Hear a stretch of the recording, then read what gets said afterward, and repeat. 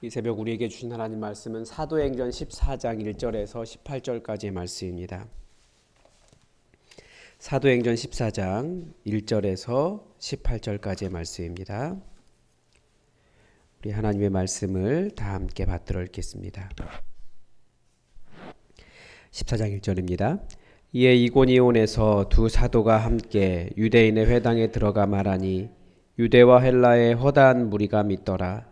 그러나 순종하지 아니하는 유대인들이 이방인들의 마음을 선동하여 형제들에게 악감을 품게 하거늘 두 사도가 오래 있어 주를 힘입어 담대히 말하니 주께서 그들의 손으로 표적과 기사를 행하게 하여 주사 자기 은혜의 말씀을 증언하시니 그 신의 무리가 나뉘어 유대인을 따르는 자도 있고 두 사도를 따르는 자도 있는지라. 이방인과 유대인과 그 관리들이 두 사도를 모욕하며 돌로 치려 달려드니 그들이 알고 도망하여 루가오니아의 두 성 루스드라와 더베와 그 근방으로 가서 복음을 전하니라. 루스드라에 발을 쓰지 못하는 한 사람이 앉아 있는데 나면서 걷지 못하게 되어 걸어본 적이 없는 자라. 바울이 말하는 것을 듣거늘 바울이 주목하여 구원을 받을 만한 믿음이 그에게 있는 것을 보고 큰 소리로 이르되 내 발로 바로 일어서라 하니 그 사람이 일어나 걷는지라. 무리가 바울이 한 일을 보고 루가오니아 방언으로 소리질러 이르되 신들이 사람의 형상으로 우리 가운데 내려오셨다 하여 바나바는 제우스라 하고 바울은 그 중에 말하는 자이므로 헤르메스라 하더라. 시외 제우스 신당의 제사장이 소와 화환들을 가지고 대문 앞에 와서 무리와 함께 제사하고자 하니 두 사도 바나바와 바울이 듣고 옷을 찢고 무리 가운데 뛰어 들어가서 소리질러 여러분이여 어찌하여 이러한 일을 하느냐. 우리도 여러분과 같은 성정을 가진 사람이라. 여러분에게 복음을 전하는 것은 이런 헛된 일을 버리고 천지와 바다와 그 가운데 만물을 지으시고 살아계신 하나님께로 돌아오게 함이라. 하나님이 지나간 세대에는 모든 민족으로 자기들의 길들을 가게 방임하셨으나 그러나 자기를 증언하지 아니하신 것이 아니니 곧 여러분에게 하늘로부터 비를 내리시며 결실기를 주시는 선한 일을 하사 음식과 기쁨으로 여러분의 마음에 만족하게 하셨느니라 하고 이렇게 말하여 겨우 무리를 말려 자기들에게 제사를 못하게 하니라. 아멘. 사역자는 어떤 마음으로 살아야 할까를 제게 잘 가르쳐준 것은 어떤 성경 구절이나 위대한 믿음의 사람이 아니었습니다. 나귀였습니다. 예수님께서 예루살렘 성에 들어가실 때 예수님이 나귀 타고 입성하셨잖아요. 사람들은 종려나무 가지 흔들며 온 성이 떠날 듯이 구원자 예수 호산나를 외쳤습니다. 만약에 예수님을 태웠던 나귀가 예수님을 향해 들렸던 그 환호를 마치 자기 자신의 것으로 착각했다면 그러니까 사람들이 자신에게 환호하고 자신을 환영하고 있다고 착각했다면 그건 큰 오해잖아요. 그래서 그 나귀를 통해서 나귀가 착각하면 안 되겠다. 그런 생각을 배웠습니다. 뭐 그럴 일이 별로 없기도 하지만 사람들 그렇게 노래 부르고 칭송해도 그건 예수님 때문이지. 예수님을 모시고 가는 나귀 때문은 아니라는 거예요. 가끔 사역자들 중에 그 나귀 같은 그 모든 환호가 자기의 것인 줄 착각하는 사람들이 있는 거죠. 오늘 본문에 볼 때도 그렇습니다. 오늘 본문에 정말 바울과 바나바가 큰 영광을 받을 수 있는 일이잖아요. 그렇지만 이 두 사람은 철저하게 나는 주의 종입니다. 저는 주의 종입니다. 모든 것은 주님의 은혜입니다. 라는 그런 고백의 행동들을 볼 수 있습니다. 그래서 오늘 3절 본문에 보면 그런 표현이 있어요. 주님께서 두 사도의 손으로 표적과 기사를 행하게 하신 이유는 자기 은혜의 말씀을 증언하기 때문이었습니다. 왜 사람의 손을 통해서 역사가 일어나는가? 그 사람의 입에 주의 은혜의 말씀이 들려 있기 때문입니다. 우리가 교회를 세워 나가면서 또 사역자들은 이 사실을 항상 명심해야 됩니다. 하나님께서 왜 우리를 세워 주시는가? 그 사람 자체가 영광스러워서가 아닙니다. 죄인이 영광스러워 봐야 얼마나 영광스럽겠습니까? 그 입에 들린, 그 손에 들린, 그 삶에 들린 그분의 말씀, 그분의 은혜의 말씀이 있기 때문에 그렇습니다. 주의 말씀을 증거하는, 다른 말로 하면 영혼 구원하여 제자 삼는 교회이기 때문에 하나님은 그 교회를 사용하십니다. 그렇지 않으면 세우실 이유가 없는 거예요. 그 영광이 주님의 것이라는 것을 착각하기 시작하면 그때부터 그러니까 영혼을 구원하여 제자 삼는 것 이외에 다른 목적이 있다면 그런 목적을 이룰 만한 조직은 세상에 다 존재합니다. 교회 아니어도 돼요.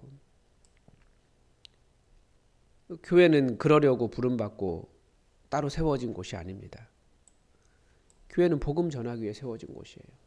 여러분 생각하기에 교회는 이러해야 한다라는 것이 영혼 구원하여 제자 삼는 일이 아니고 다른 것일 수 있어요. 우리가 뭐 어떤 곳은 복지를 이야기할 수 있고 우리가 말하는 그 개혁 안에 그런 것들이 있지 않습니까? 영혼 구원하여 제자 삼는 일, 그 일이 아닐 때 세상에 그런 곳이 있어요. 다 정직한 곳 많아요. 법적으로 틀리지 않은 곳이 많아요.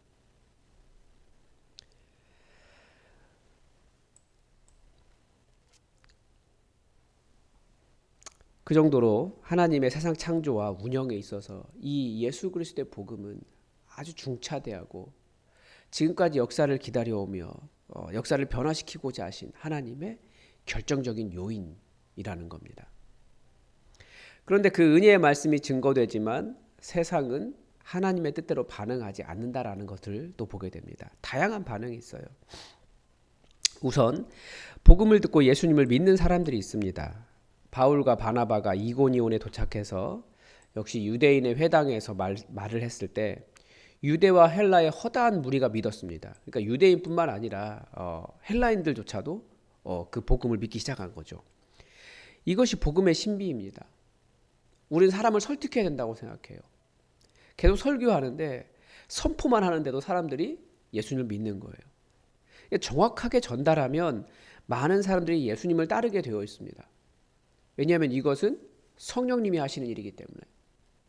우리는 설득하려고 하지만 사실은 정확하게 전달할 필요가 있는 거죠. 그런데 반대로 복음을 듣고도 순종하지 않는 사람들도 있습니다.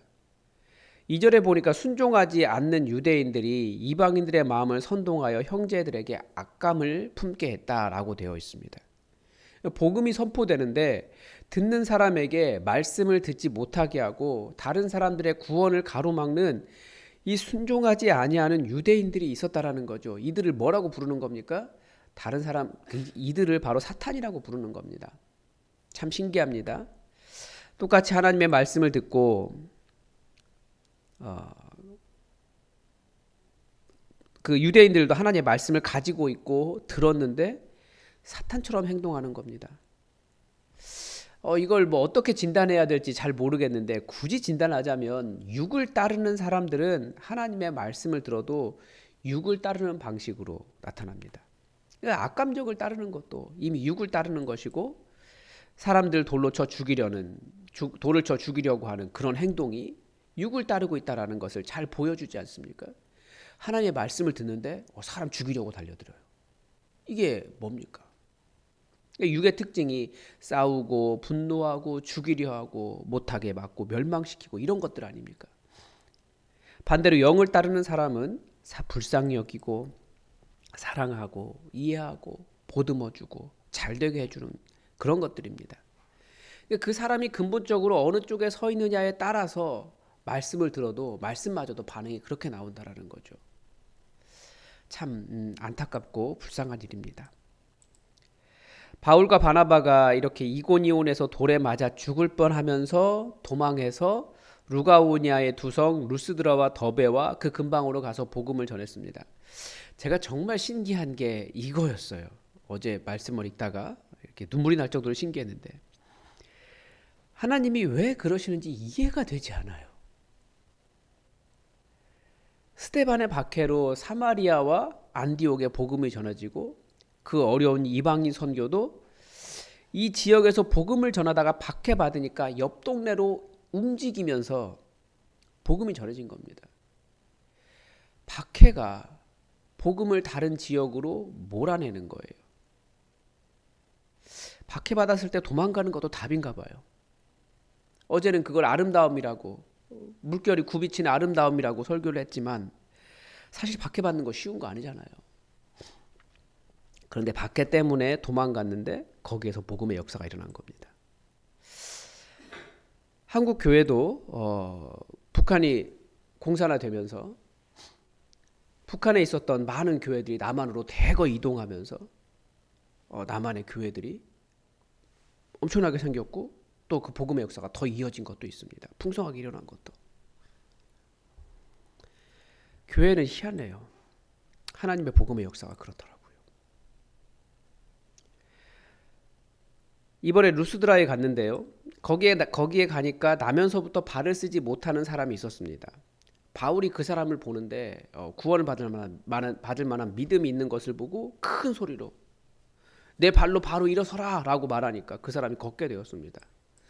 이 일을 보고 그 지역 사람들이 소리 지르면서 신들이 사람의 형상을 입고 내려오셨다라고 말하면서 마치 신인 것처럼 소와 화환을 가지고 와서 제사를 지내려고 하는 겁니다. 바나바는 제우스라고 불렀고 바울은 말을 한다고 해서 헤르메스라고 불렀습니다. 이 지역이 그리스 로마 그 신화권 안에 있기 때문에 그런 겁니다.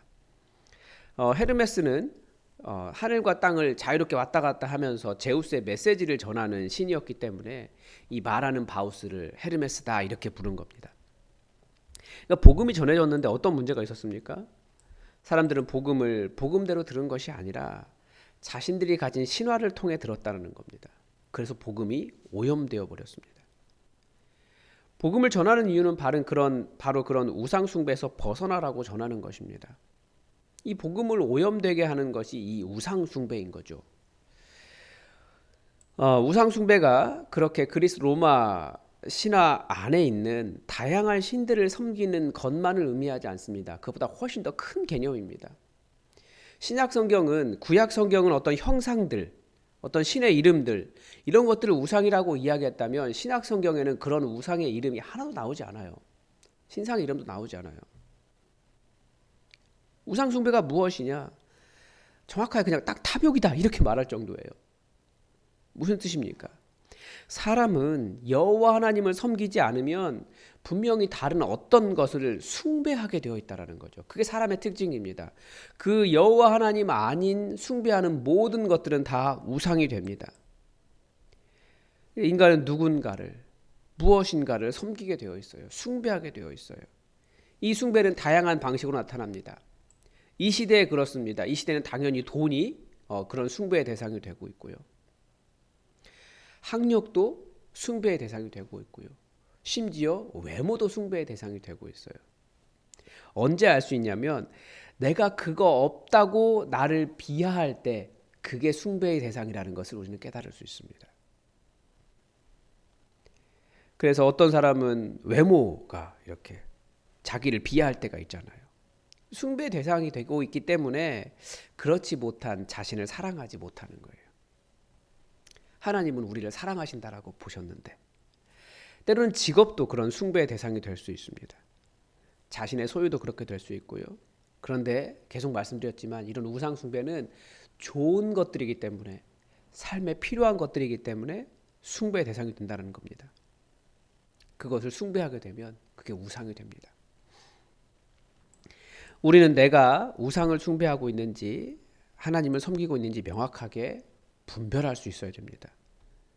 우리는 주님 오시는 그날까지 주님 섬겼다가 때로는 우상이 더 커졌다가 이런 삶을 계속 살아가요.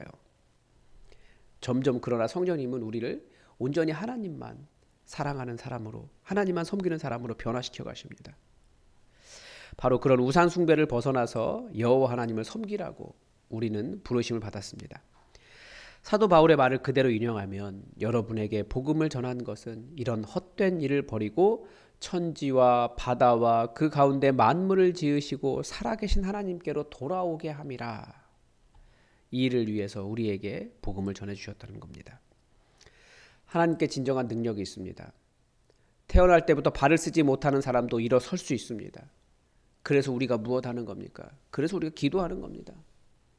하나님께서 치유하시고 하나님께는 해결하지 못할 문제가 하나도 없다라는 것을 믿고 하나님께서 통치하시고 하나님께서 역사하신다라는 것을 믿기 때문에 우리는 기도하는 거예요. 예수님이 우리에게 그렇게 하라고 하셨어요. 예수님의 말씀이 세상에 선포될 때 다양한 반응이 있습니다. 우리는 어떤 반응을 보여야 하겠습니까? 오직 여호와 하나님을 더욱 섬기며 사랑하며 그분을 의지하며 그분을 섬기며 하나님의 능력을 힘입어 살아가는 그런 믿음의 삶을 살아갑시다. 우리가 성경대로 살아보겠다라고 하는데 그 역사가 기록되어 있잖아요. 이제 이 시대에 우리가 성경대로 이 하나님의 역사를 살아가는 하나님의 권능의 삶을 살아가는 그런 우리의 하루하루가 되었으면 좋겠습니다. 오늘도 하나님의 뜻이 우리에게 이루어지기를 주기도문으로 기도하겠습니다. 하늘에 계신 우리 아버지, 아버지의 이름을 거룩하게 하시며 아버지의 나라가 오게 하시며 아버지의 뜻이 하늘에서와 같이 땅에서도 이루어지게 하소서.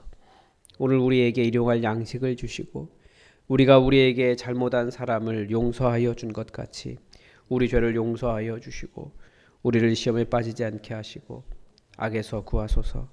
나라와 권능과 영광이 영원히 아버지의 것입니다. 아멘. 여러분, 오늘은 우리 피택자들을 위해서 기도해 주십시오. 금요일 저녁에 또 피택자 교육이 있고 내일 아침 7시에도 피택자 교육이 있습니다.